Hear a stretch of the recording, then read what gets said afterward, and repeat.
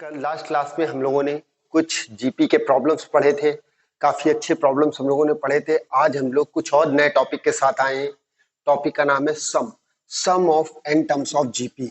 Some of n terms of GP यानी sum of n term of GP आज हम लोग पढ़ने जा रहे हैं। आपको दो फॉर्मूले मैंने आपको कराए थे।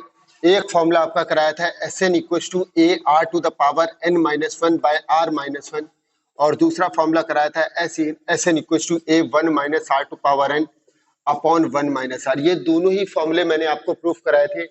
आप डिस्क्रिप्शन में भी आपको इसका लिंक मिल जाएगा, इसकी वीडियोस का। साथ में आप प्लेलिस्ट में भी जाकर के सर्च कर सकते हैं। 11th क्लास की वीडियो में आपको ये पूरा का पूरा टॉपिक मैंने प्रूफ के साथ बताया कि कैसे ये आपका सम ऑफ जीपी का फॉर्मूला आता है। तो चलिए हम लोग क्वेश्चन की बात करते हैं। तो पहला क्वेश्चन देखते हैं। प्रॉब्लम ये लिखी हुई है 1 + 1/2 + 1/4 + dot dot dot up to N terms, यानी एन टर्म्स तक की वैल्यू का अगर हमें सम फाइंड आउट करना है तो आप सबसे पहले, ये आपको साफ दिखाई दे रहा है जीपी क्योंकि यहाँ पर रेशियो सेम आ रहा है, तो सबसे पहले आप फर्स्ट टर्म निकालेंगे। इसका फर्स्ट टर्म आने वाला है 1, इसका फर्स्ट टर्म आने वाला है 1। इसका कॉमन रेशियो आप फाइंड आउट करेंगे। कॉमन रेशियो फाइंड आउट करने का जो प्रोसेस होगा सेकंड बाय फर्स्ट, यानी आप सेकंड में से फर्स्ट को डिवाइड कर देंगे, आपका कॉमन रेशियो निकल करके आ जाएगा। इट मीन आर का वैल्यू 1/2। जैसे ही आपने टीएन का फॉर्मूला लगाया, सॉरी हमें सम निकालना है, इसका हमें फाइंड आउट करना है, सीरीज का हमें सम फाइंड आउट करना है। सीरीज और सीक्वेंस मैंने आपको बताया था कि सीक्वेंस में आपके सारे टर्म्स होते हैं और सीरीज उन्हीं में अगर बीच में प्लस प्लस प्लस लग जाता है तो वो सीरीज हो जाता है। तो हमें इसका सम निकाल करके लाना है। तो एसएन इक्वल टू आपने देखा 1/2।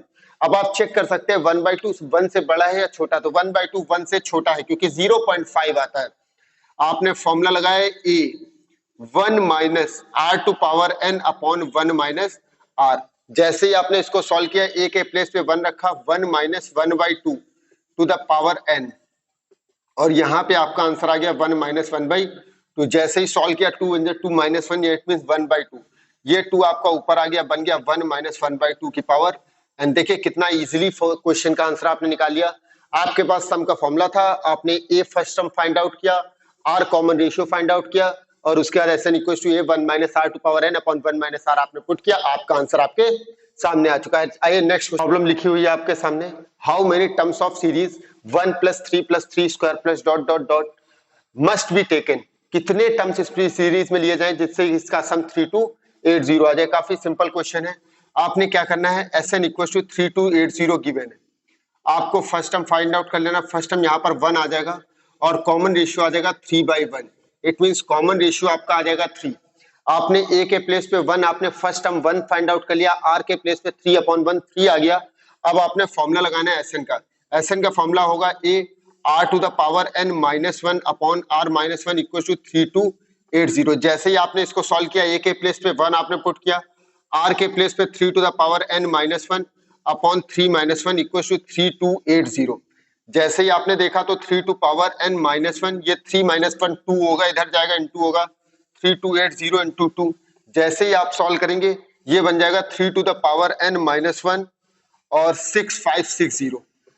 यहाँ पे आप देख पा रहे हैं 3 की पावर एन इधर जाएगा, -1 इधर जाएगा, प्लस हो जाएगा 6561, और ये 3 टू द पावर 8 का वैल्यू होता है। 6561 3 टू द पावर 8 का वैल्यू होता है। सीधे सीधे अपने पास आंसर आ चुका है n इक्वल टू कितना 8। देखिए कितना इजीली आप आंसर निकाल पा रहे हैं। आपने एसएन का वैल्यू रखा, फॉर्मूला ओपन किया, फॉर्मूला एक्सपेंड करने के बाद आपने सारा कुछ सॉल्व किया और n कंपेयर करके आपने n का वैल्यू कितना लिया है आप 8। चलिए नेक्स्ट क्वेश्चन देखते हैं।